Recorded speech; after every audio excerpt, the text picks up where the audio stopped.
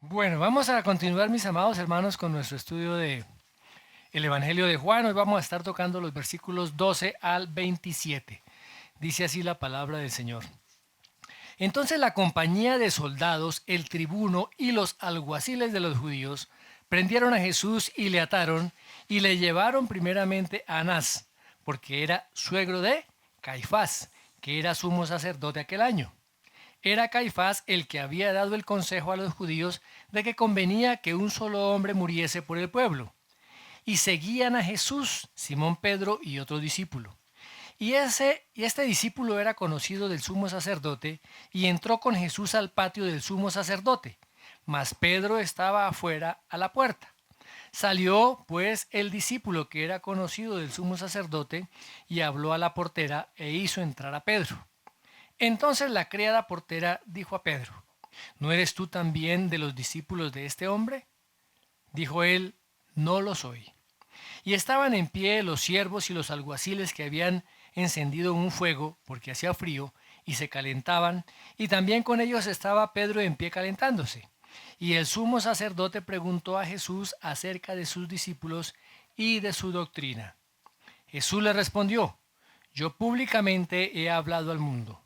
Siempre he enseñado en la sinagoga y en el templo, donde se reúnen todos los judíos, y nada he hablado en oculto.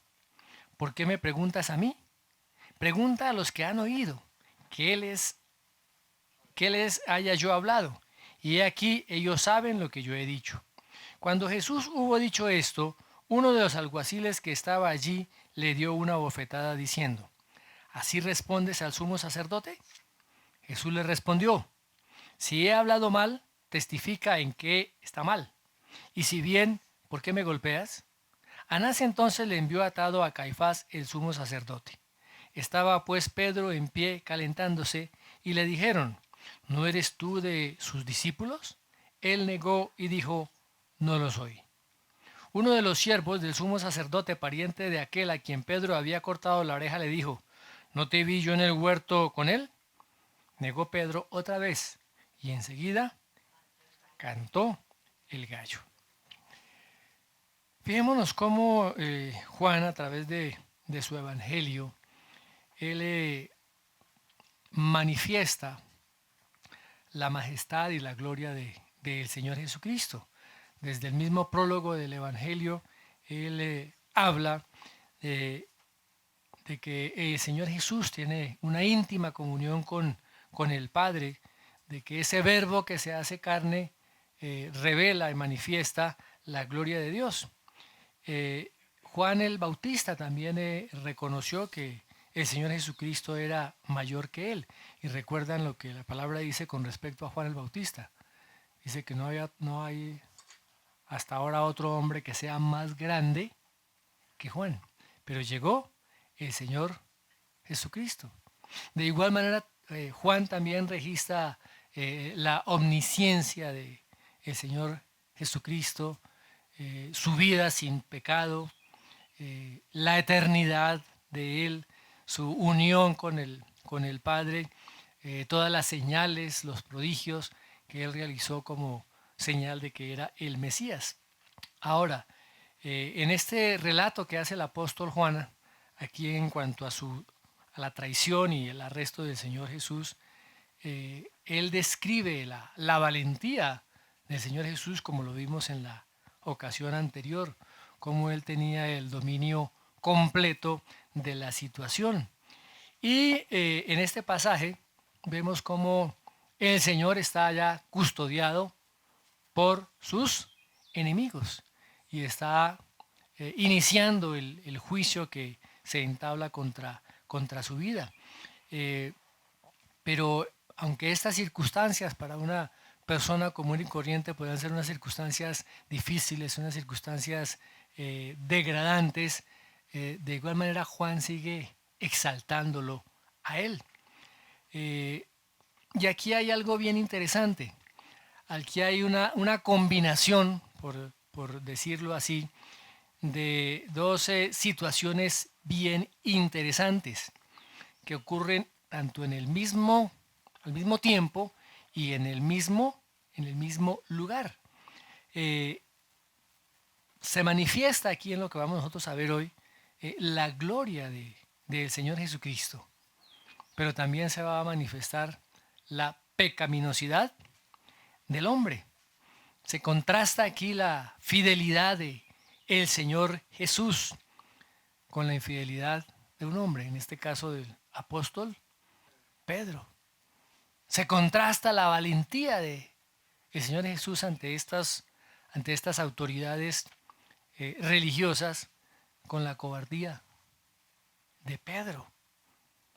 Se manifiesta también ese amor sacrificial del Señor Jesucristo y las mentiras que tuvo que decir Pedro para protegerse a sí mismo. Así que vamos más o menos a distribuir este compartir en cuatro secciones, por así decirlo. Imagínense que fuera como una obra de teatro que se puede abrir varias secciones.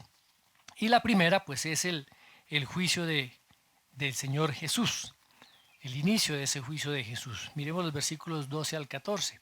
Dice: entonces la compañía de soldados, el tribuno y los alguaciles de los judíos prendieron a Jesús y le ataron y le llevaron primeramente a Anás, porque era suegro de Caifás, que era sumo sacerdote aquel año.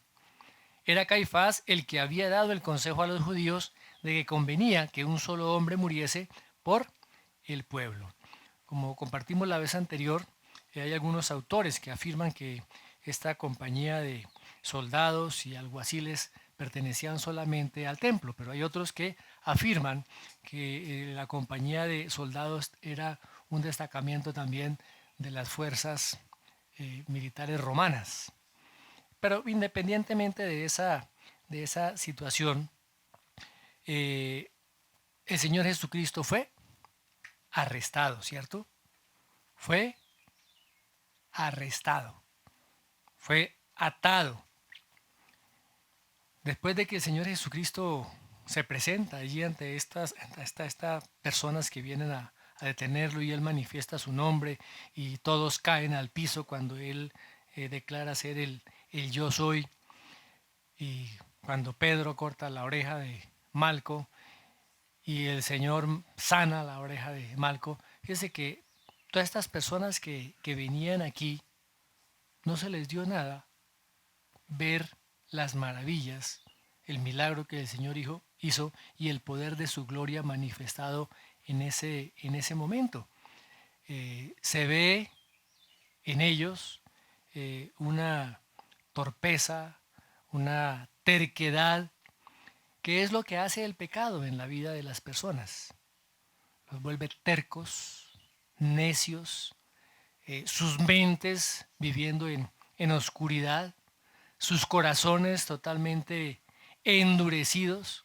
Recuerden allá lo que dice 2 Corintios, miremos lo que dice 2 Corintios 4:4. Dice: en los cuales, el Dios de este mundo ha cegado el entendimiento de los incrédulos para que no vean el resplandor del Evangelio de la gloria de Cristo, que es la imagen de Dios. O sea, todos aquellos que no creen están totalmente ciegos, están viviendo en total oscuridad. No pueden ver el resplandor de la gloria del Evangelio de Cristo, porque la palabra dice que están espiritualmente muertos en sus delitos y pecados, como dice allá Efesios capítulo 2, verso 1. Él os dio vida a vosotros que estabais muertos en vuestros delitos y pecados. Después de que arrestan al Señor Jesús, dice que le ataron. Posiblemente era un procedimiento que se hacía normalmente ante el arresto de alguna persona, pero también tiene un significado más profundo. Recuerdan que cuando Abraham fue a sacrificar a su hijo Isaac, lo puso sobre el altar y lo ató allá en Génesis 22, 9. Y de igual manera los sacrificios, también cuando se hacían en el Antiguo Testamento, se ataban, se amarraban. Así que el Cordero de Dios, como sacrificio final, también fue atado. ¿Y qué hicieron tanto estos soldados como el tribuno y los alguaciles de los judíos? Lo primero que hacen es llevarlo ante el sumo sacerdote Anás. Anás. Vemos que esta referencia aquí se encuentra solamente en el Evangelio de Juan. Los otros evangelios no registran la visita de el Señor Jesús a Anás. Ahora, podemos nosotros distribuir, mis amados, dos clases de juicios, tanto el juicio religioso como el juicio civil. Son dos cosas diferentes.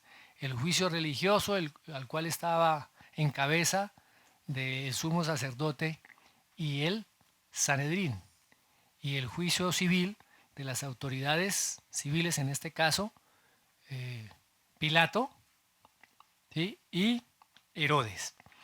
Y dentro de esa etapa inicial, la etapa del juicio religioso, podemos ver tres partes también, ¿no? Tres fases, ¿sí?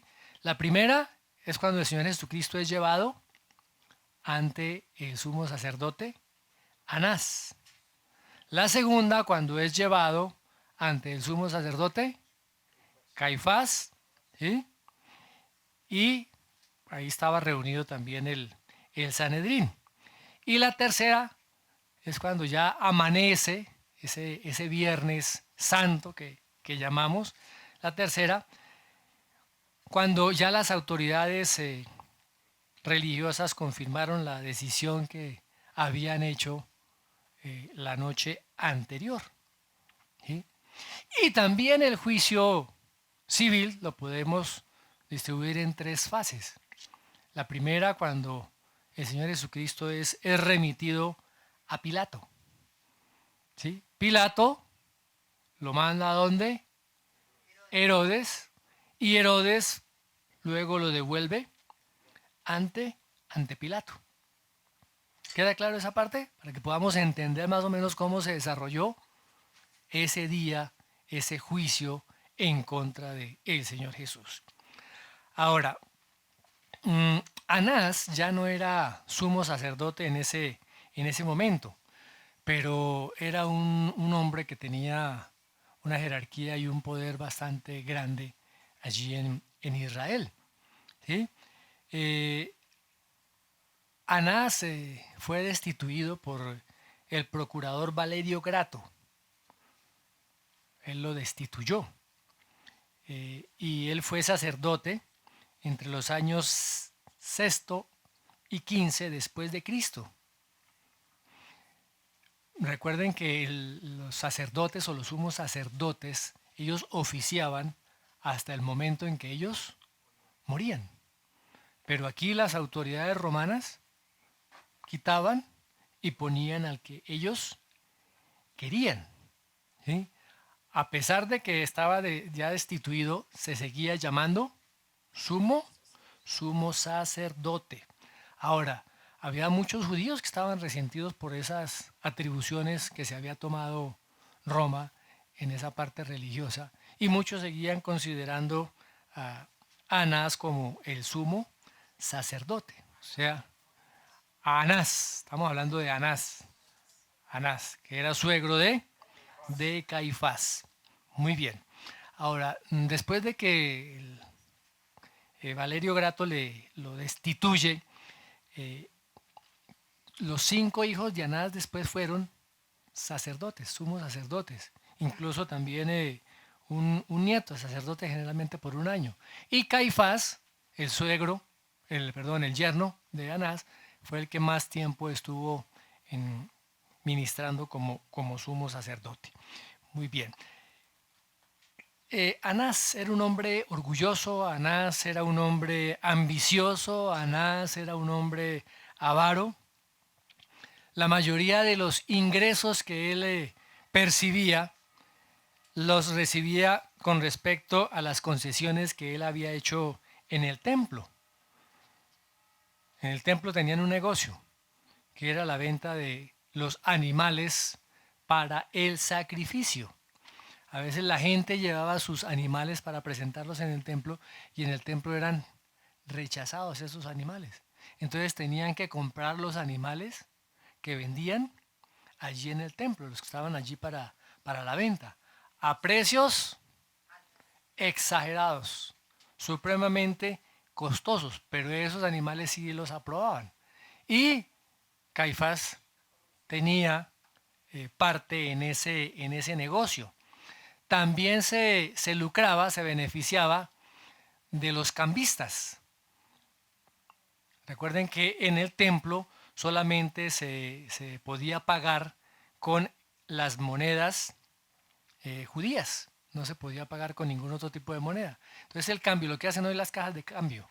Las cajas de cambio reciben una divisa por X cantidad de dinero, pero la venden más cara para ellos tener una ganancia. Y eso hacían también en el templo, pero a unas ganancias exorbitantes, y parte de esas ganancias iban para el bolsillo de Anás, que era un hombre avaro.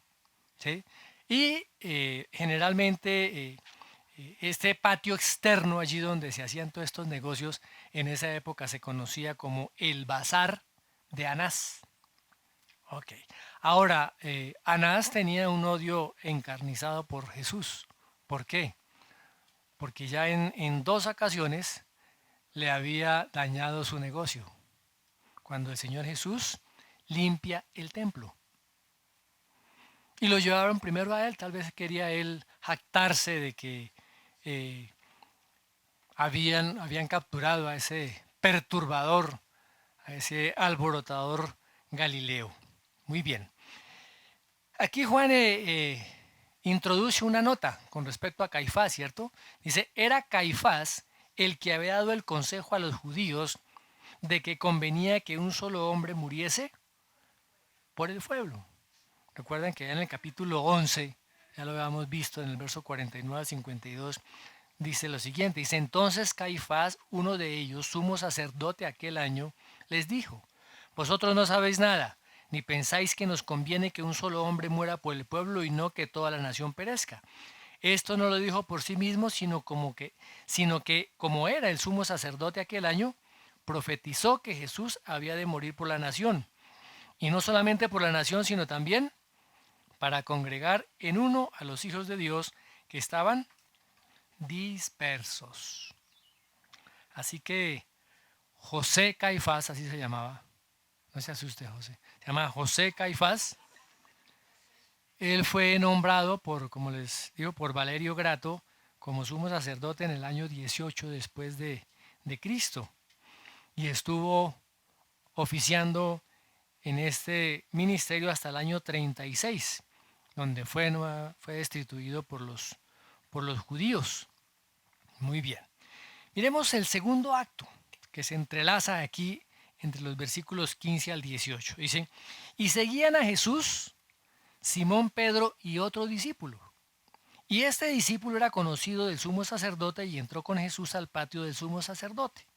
Mas Pedro estaba afuera, a la puerta.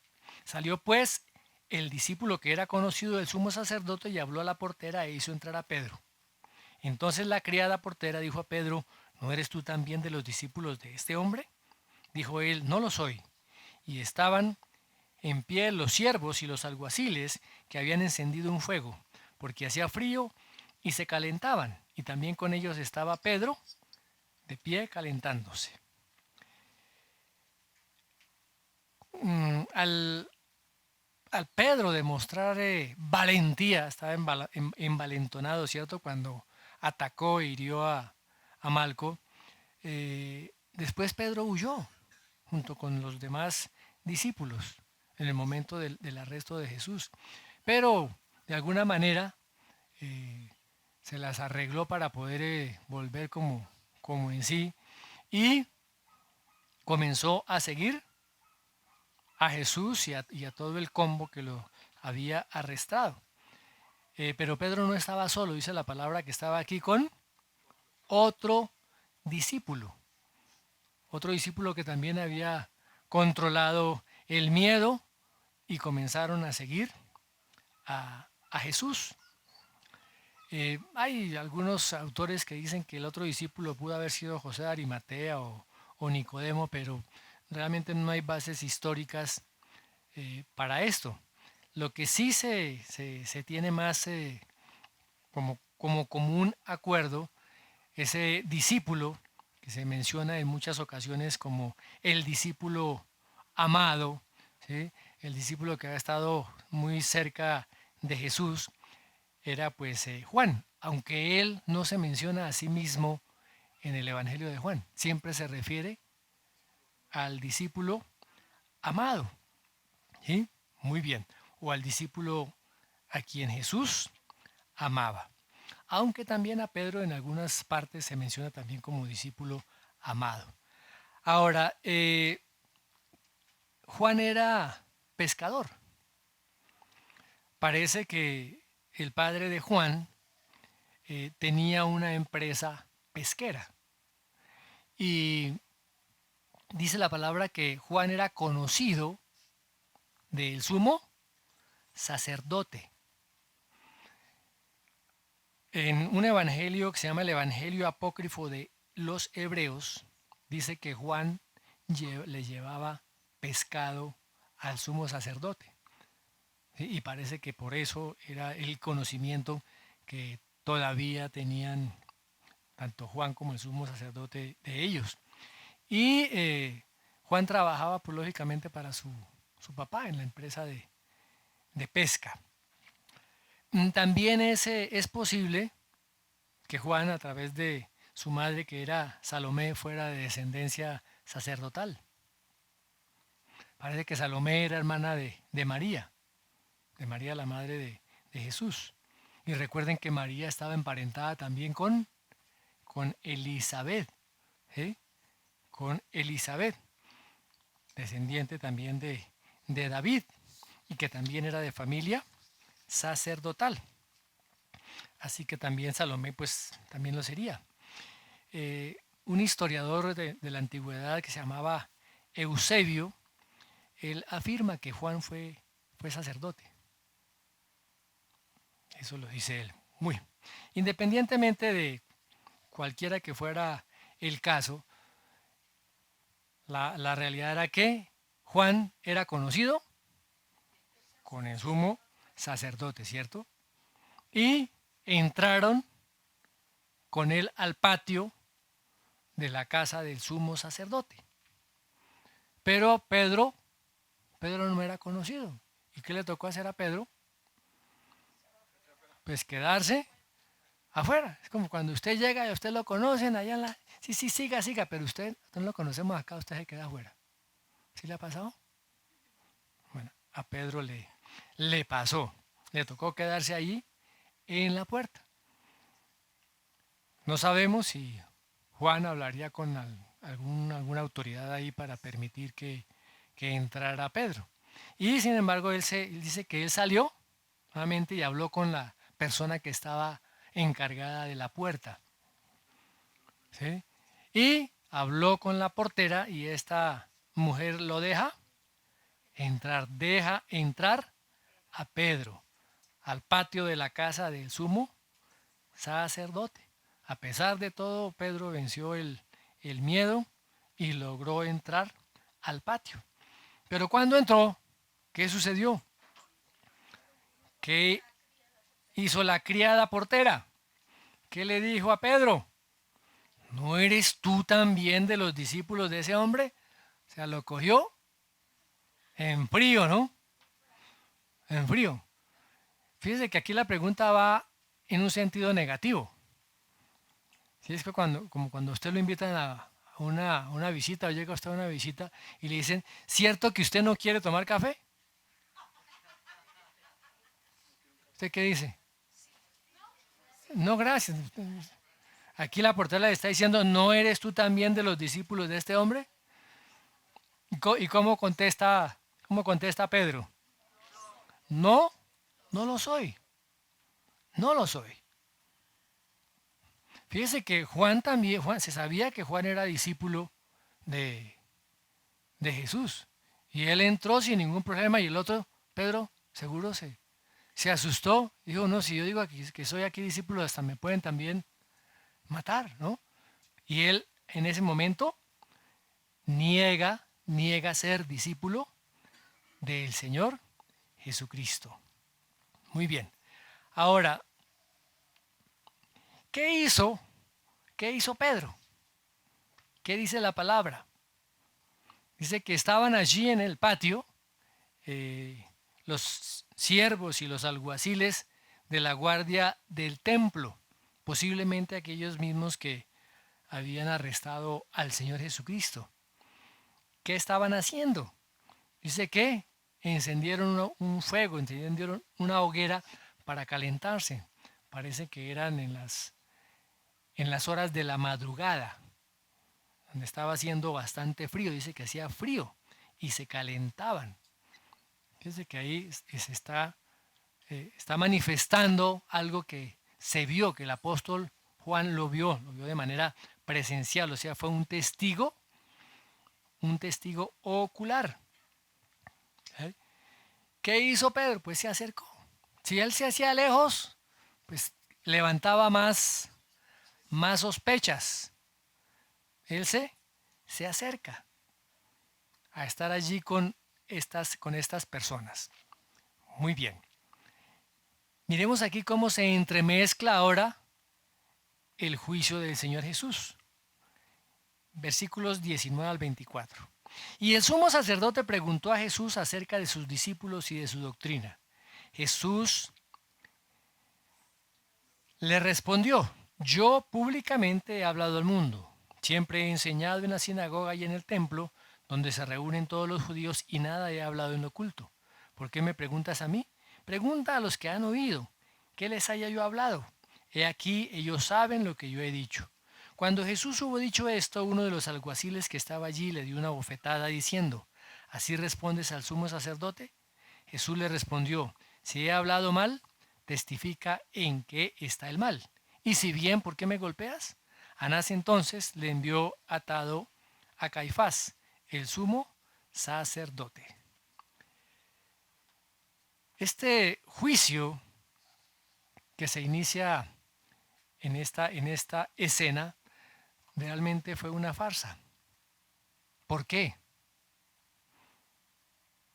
Miremos lo que dice Juan 11:47.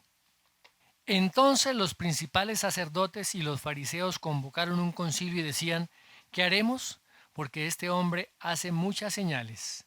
Si le dejamos seguir así, todos van a creer en él, y los romanos vendrán y nos quitarán nuestro lugar y nuestra nación. ¿Y qué dice el versículo 49? Pero uno de ellos, Caifás, que era sumo sacerdote ese año, les dijo, vosotros no sabéis nada, ni tenéis en cuenta que os es más conveniente que un hombre muera por el pueblo y no que toda la nación perezca. ¿Cuál fue la decisión que tomaron ellos? ¿Qué dice el versículo 53? Así que desde ese día planearon entre sí para matarle. De tal manera que todos estos movimientos que hicieron de juicio no eran un juicio imparcial, ¿cierto? Para determinar si era inocente o si era culpable. Ya habían tomado una decisión. Ellos querían más o menos maquillar la situación a ver cómo podían darle los visos de legalidad a un juicio totalmente injusto. Ahora, y esta audiencia ante Caifás no fue la excepción. Normalmente en un juicio lo que se hace es presentar los cargos de qué se está acusando a la persona, se muestran las evidencias, se muestran los testigos y todo se hace de una manera legal. Pero ¿qué hace Anás? ¿Anás hace algo de esto? No, al contrario, comienza a preguntarle a Jesús acerca de sus discípulos y de su doctrina. Parece que querían hacer que el mismo Señor Jesucristo se incriminara a sí mismo. Y esto es lógicamente ilegal. No, una persona no se puede incriminar a sí misma. En muchos países es un derecho que el acusado tiene de no incriminarse a sí mismo, de no testificar contra sí mismo. Anás no manifestó cuáles eran las acusaciones en contra de Jesús. En vez de eso hacía preguntas y preguntas generales con la esperanza de encontrar algún delito por el cual lo acusaban y lo acusaran de muerte, ¿sí? De la muerte que ya se había decidido que le ocasionarían. Muy bien. Eh, ¿El Señor Jesucristo conocía la ley? Perfectamente. Por eso Él responde como lo hace. Dice, yo públicamente he hablado al mundo. Siempre he enseñado en la sinagoga y en el templo, donde se reúnen todos los judíos, y nada he hablado en oculto. El Señor Jesucristo no tenía segundas intenciones, ni tenía planes ocultos, planes secretos, motivos allá entenebrecidos. No tenía un cuerpo cerrado allá de seguidores, no, para nada. Él había predicado abiertamente todo lo había, la predicación del Evangelio y de la salvación había sido manifiesto de manera pública y había ofrecido salvación a todos aquellos que quisieran recibir la salvación. Así que el cuestionamiento que el Señor le hace a Anás de por qué me preguntas a mí, pregunta a los que me han oído, que les haya yo hablado. He aquí ellos saben lo que yo he dicho. O sea, no es es un hecho de retador, ¿sí? O es una grosería haber respondido de esa manera. Fue simplemente una exigencia para que se le respetaran sus derechos y los requisitos de la ley con respecto a las acusaciones y a los acusadores que debían también presentarse en el juicio. ¿Qué hizo el Señor con estas palabras? Destapa simplemente la hipocresía que había en el corazón de Anás, ¿cierto? Y lo retó a presentar testigos. Todos me han oído, nada he dicho yo en secreto. ¿Y qué hace uno de los alguaciles que estaba allí? Quería seguro ganarse puntos con el sumo sacerdote. Dice que le dio una bofetada. Así respondes al sumo sacerdote, le dice. ¿Eh? Ahora, lo que hace este hombre es totalmente ilegal, porque a un prisionero y a un prisionero que no se ha acusado, no se le podía pegar, no se le podía castigar. Ustedes recuerdan también el caso de Pablo cuando estuvo ante el Sanedrín, que lo golpearon también de manera ilegal por orden del sumo sacerdote. Y Pedro se enfureció porque la ley no lo permitía. Pablo, perdón, se enfureció porque la ley no lo permitía, ¿cierto? ¿Y y qué dice allá Hechos, en Hechos capítulo 23, versos 2 al 5? ¿Sí? Pablo responde, Dios te golpeará a ti, pared blanqueada.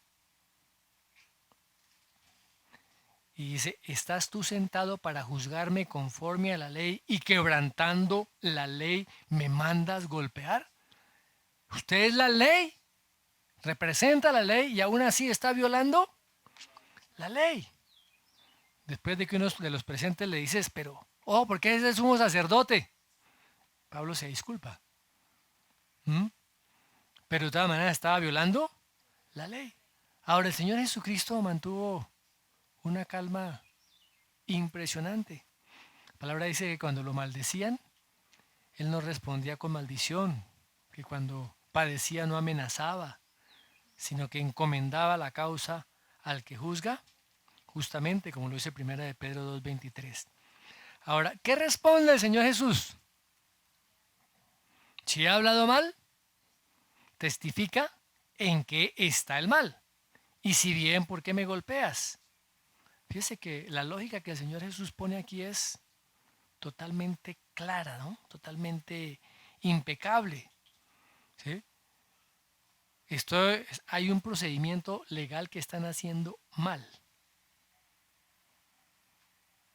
¿Qué es lo que yo he hecho mal? Estoy diciendo las cosas bien. ¿Qué razón tienen para golpearme? Lo que el Señor Jesús está diciendo, yo quiero un juicio justo. Yo quiero un juicio justo. Ahora, esta gente no tenía la menor intención de garantizarle al Señor Jesucristo un juicio justo. ¿Qué hace Anás? Se da cuenta de que no iba a ninguna parte con las preguntas que le estaba haciendo a Jesús, entonces lo remite al sumo sacerdote que estaba ministrando ese año, que se llamaba Caifás. Caifás para que hiciera las acusaciones legales a Jesús. Muy bien. Ahora, ¿qué hacen con Jesús? Después de que sale de la casa de Anás, sale al patio de la casa y parece que era como imaginémonos como una urbanización, porque en una de estas casas vivía Anás y en otra cercana vivía Caifás. Dice que le envía atado, sale nuevamente al patio donde estaba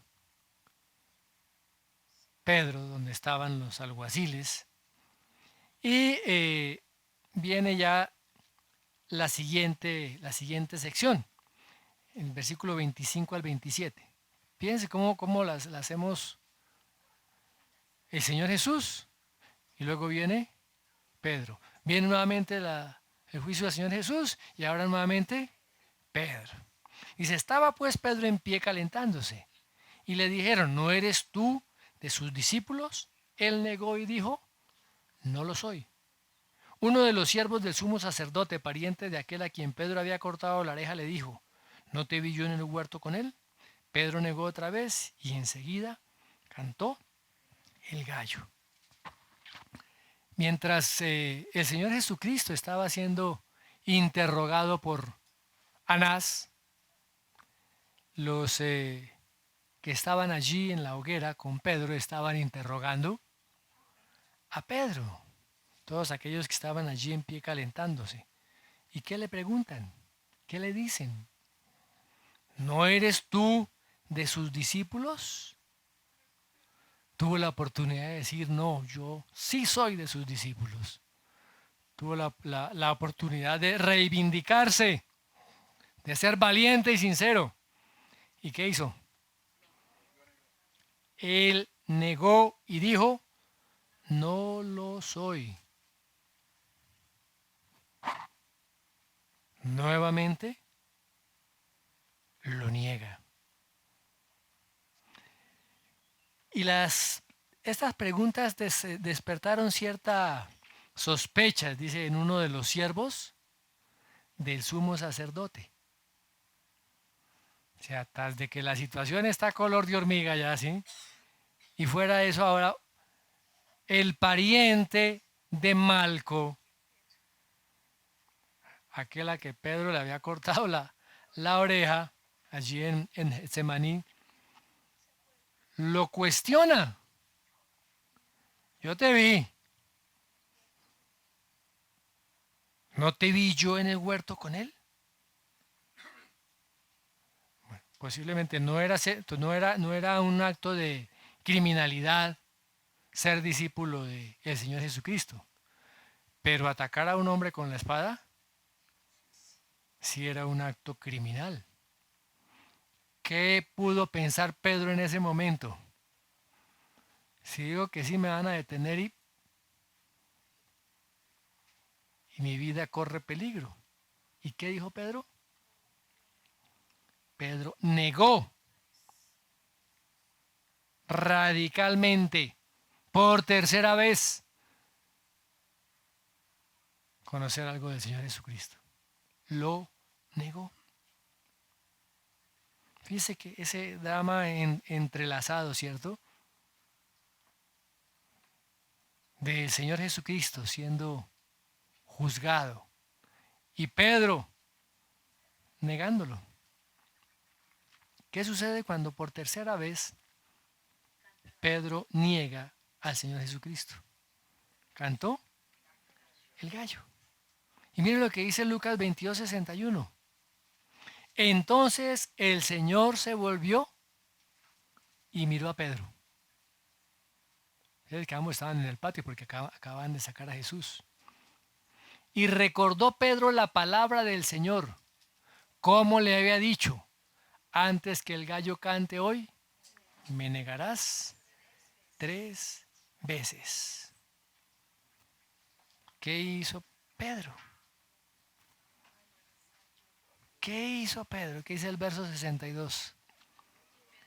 Y saliendo fuera, lloró amargamente. Mis amados, estamos ante un hombre de carne y hueso, como Pedro, ante las debilidades de un hombre, ante las circunstancias, pero vemos también la valentía, la majestad, el dominio propio de otro hombre, del Dios hecho carne, del Señor Jesucristo. Cuando nos creemos fuertes en nuestras propias fuerzas, en nuestras propias capacidades, ¿sí?, en nuestra sabiduría, vamos a fracasar. El hombre sin Dios es un completo fracaso. Por más de que quiera mostrar su capacidad, sus dones, sus talentos, su fuerza, sus posesiones, su dinero, si no es porque Dios sustenta nuestras vidas, no podemos hacer absolutamente nada. Hasta negaríamos al Señor Jesús si Él no fuera el que nos preserva y nos sustenta. Aquí se ve una clara demostración, una clara, ¿cómo se dice?, contraposición, diríamos, de ese hombre perfecto, de ese hombre que lo soportó todo, de ese hombre que fue hasta la cruz por nosotros. Pero también aquí se ve la debilidad de un hombre, o de todo hombre, débiles en nuestras propias fuerzas. Por eso el Señor nos anima a que siempre dependamos de Él. Recuerdan que el Señor Jesús ya les había dicho a Pedro, Pedro, Satanás me ha pedido para zarandearte, pero yo he rogado por ti para que tu fe no flaquee.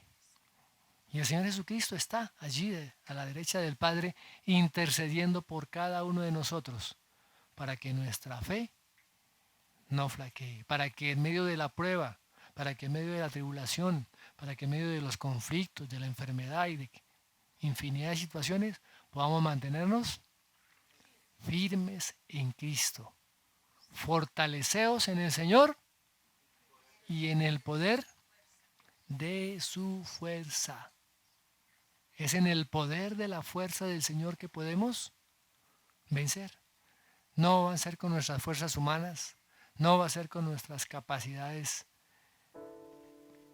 terrenales, con nuestras posesiones o con lo que pensemos tener de nosotros mismos, sino es de lo que viene de parte de Dios. Solamente. Amén. Padre, te damos gracias. Gracias porque Cristo, ese Hijo de Dios, el Dios encarnado, es un ejemplo, Señor, para nuestras vidas. Lo que nosotros no podíamos hacer, Él lo hizo todo por cada uno de nosotros. Sufrió, Señor, un juicio injusto, acusaciones mentirosas y engañosas. Sufrió el dolor injustamente por causa nuestra, Señor. Padre, que nosotros podamos cada día reconocer nuestro pecado, reconocer nuestra culpa, y como así también lo hizo Pedro, podamos llorar amargamente por causa de nuestro pecado, para que tu sangre nos lave, nos limpie, nos purifique, Señor, y que así podamos cada día manifestar tu gloria en cada una de las actividades diarias. Yo te doy gracias, Padre, en el nombre de Jesús. Amén y amén. Muy bien, mis